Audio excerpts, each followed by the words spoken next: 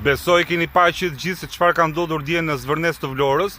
Kanë qenë disa pamje skandaloze, me thënë drejtën, ku një polici private ushtron dhunë ndaj qytetarëve shqiptar. Kësaj policie mos i duket vetja si forcë paralimitare, se vesh këmisha të zeza dhe kapele dhe syze dielli.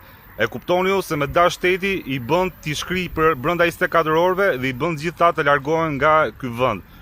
Por ajo gjë që më bëri më shumë përshtypje ishte që njerëzit e paskan humbur me të vërtet shpresën në këtë vend, sepse inboxi im dje është mbushur me komente të tipit: o gazetar, përse nuk flet për Zvërnecin, sa të kam paguar të mos flasësh, pse nuk flet për këtë dhe pse flet për atë.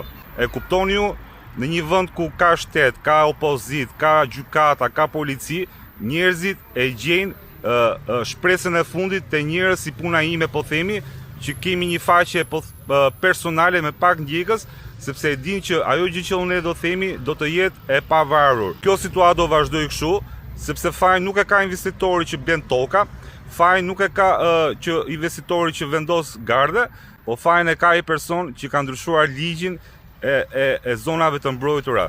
E kuptoni ju, aty flen lepëri, sepse kush është ky person që e ndryshoi këtë ligj për zonat e mbrojtura.